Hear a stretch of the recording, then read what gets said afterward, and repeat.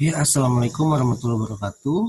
Jumpa lagi dengan saya Arisna Effandi, dosen Fakultas Hukum Universitas Bandar Lampung. Nah, hari ini kita akan menjelaskan terkait dengan juvenile delinquents. Ya, apa itu juvenile delinquents? Akan kita bahas pada pertemuan ketujuh hukum penitensier. Nah, jadi memang juvenile delinquents itu membahas mengenai anak ya, kenakalan anak.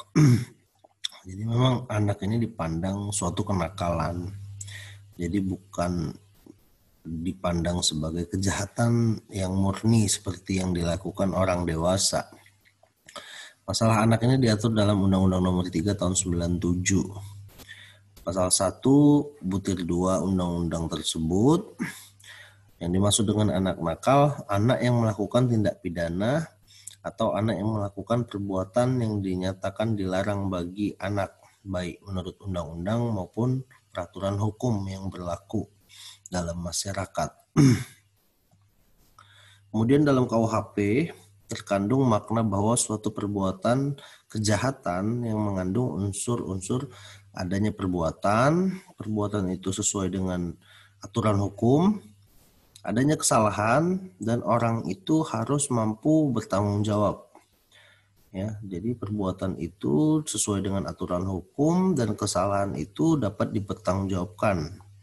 Dalam arti memang dalam keadaan dia sehat, waras, tanpa pengaruh apapun. Jadi dia mampu bertanggung jawab. Ada dua kategori perilaku yang membuat seseorang berhadapan dengan hukum. Pertama, status pelaku, ya, status offense.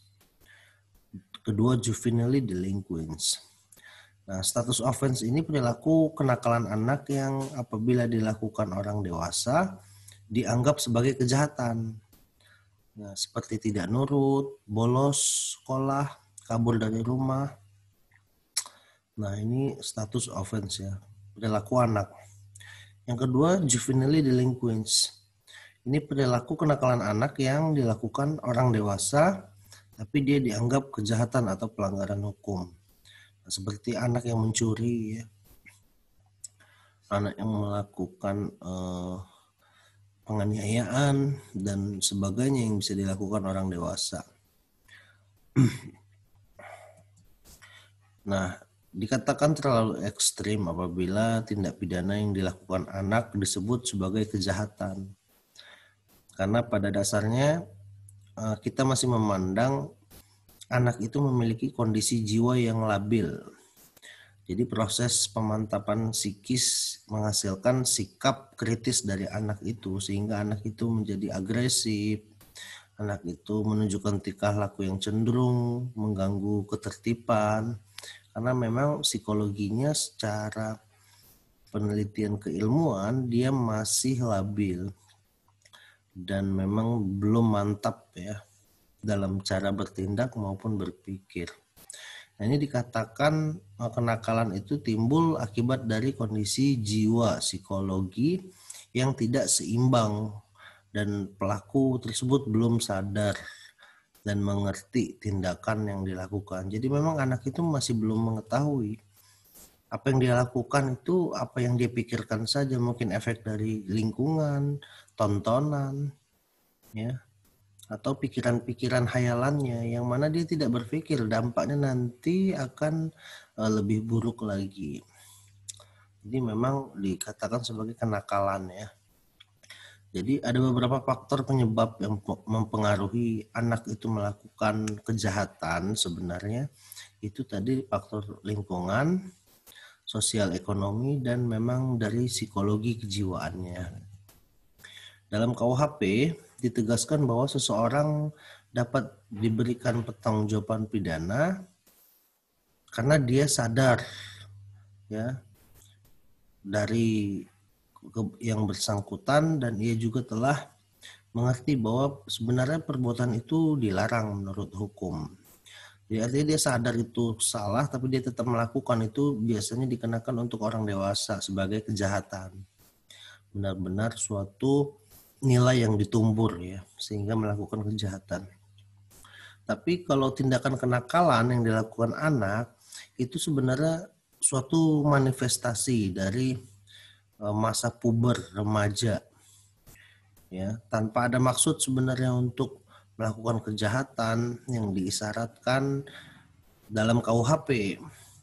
Ya, sebenarnya anak pun tidak memahami efek, dampak, dan memang minimnya pengalaman dan pengetahuan ya, sehingga anak itu tidak layak dikatakan bertanggung jawab atas perbuatannya, seolah dia melakukan kejahatan seperti orang dewasa.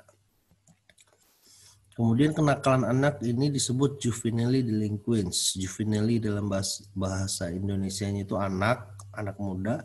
Delinquents itu sebenarnya pengabaian ya, yang diperluas menjadi suatu kejahatan atau pelanggaran.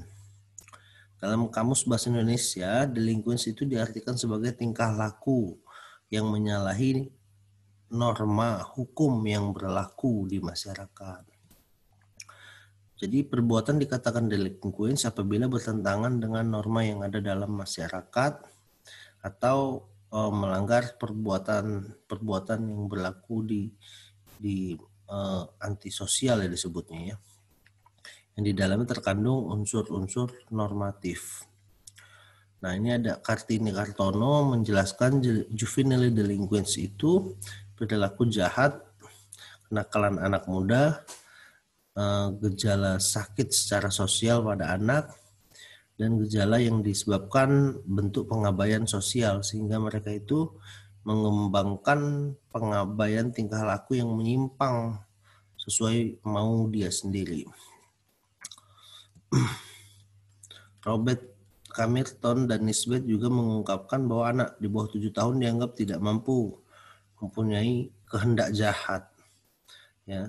Dan yang berumur 7-14 tahun dianggap mampu untuk mempunyai kehendak jahat meskipun sebenarnya dia tidak dipandang dapat melakukan kejahatan. Sutherland memiliki teori association diferensial ya, yang mana semakin luas anak bergaul, semakin intensif juga kemungkinan relasinya dengan anak nakal yang mengatasi masalah dengan kenakalan. Jadi memang kenakalan itu dikatakan Sutherland dapat ditemui ketika anak itu sedang masanya bergaul dan mengembangkan diri, mencari jati diri. Nah, di situ dia mengekspresikan dirinya sampai mungkin terjadi sesuatu yang tidak dia sadari itu bisa merugikan orang lain. Bahkan disebut kejahatan. Nah, ini Romli Assamita juga menyebutkan perbuatan atau tingkah laku anak di bawah 18 tahun atau belum kawin yang merupakan pelanggaran terhadap norma hukum yang berlaku serta dapat membahayakan pribadi anak yang bersangkutan. Nah, di Amerika, perbuatan yang dilakukan anak dan orang dewasa sebenarnya dibedakan. Suatu perbuatan yang melanggar hukum pidana, kesusilaan, ketertiban umum bila dilakukan oleh orang yang berusia di atas 21 tahun itu baru disebut kejahatan. Namun jika yang melakukannya adalah seseorang yang berusia di bawah 21 tahun, maka disebut kenakalan atau delinquents. Jadi memang dibedakan ya. Nah, ini faktor-faktor kenakalan anak. Yang pertama faktornya adalah kenakalan anak agama. Nah, agama ini memang menjadi satu faktor kenakalan. Apabila kurangnya ilmu agama, kerohanian, maka anak lebih cenderung melakukan hal yang bebas tanpa kontrol dan kesadaran rohani.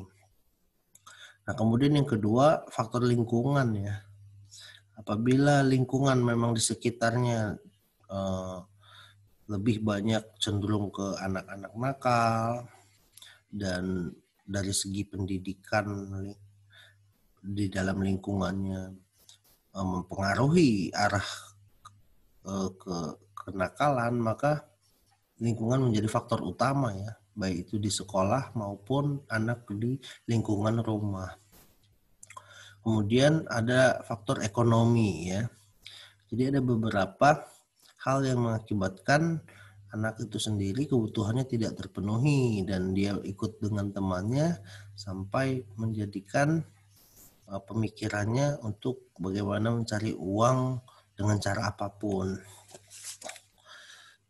Jadi dia bisa melakukan apapun ya, kenakalan apapun dengan karena dia cenderung lebih memikirkan ekonomi dan sudah tahu uang. Banyak juga anak yang di jalanan itu mencopet ya. Itu salah satu faktor ekonomi. Kemudian ada perkembangan pembangunan yang cepat. Jadi memang anak itu juga sebenarnya harus diperhatikan ya. Perkembangan pembangunan itu seperti zaman sekarang sudah mulai berkembang ya, pergaulan mulai lebih cepat ya, semua teknologi maju. Nah, bila anak tidak diperhatikan maka sebenarnya anak juga menjadi korban dari pengembangan pembangunan yang cepat dan timbul kenakalan akhirnya. Kemudian arus globalisasi komunikasi dan informasi. Ini juga adanya banyak informasi-informasi yang mungkin tidak mendidik di televisi, internet ya.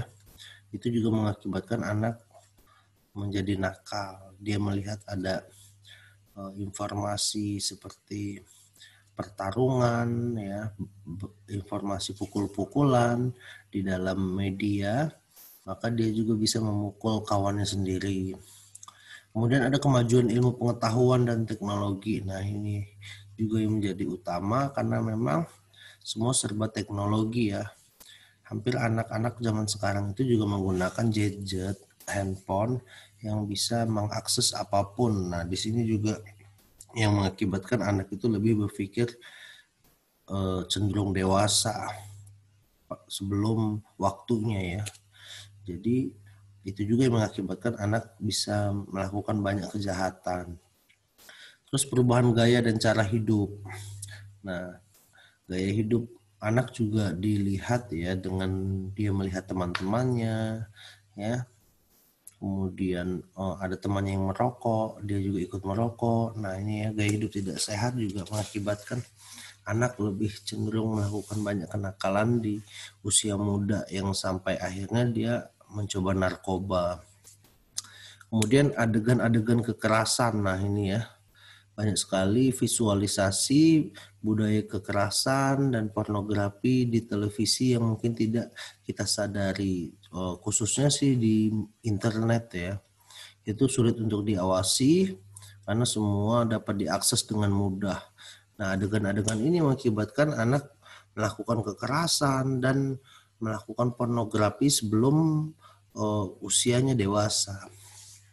Itu tadi faktor-faktor kenakalan anak.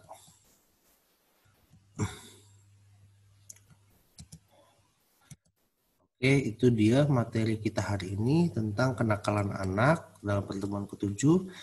Kita bertemu lagi di pertemuan selanjutnya. Terima kasih. Wassalamualaikum warahmatullahi wabarakatuh.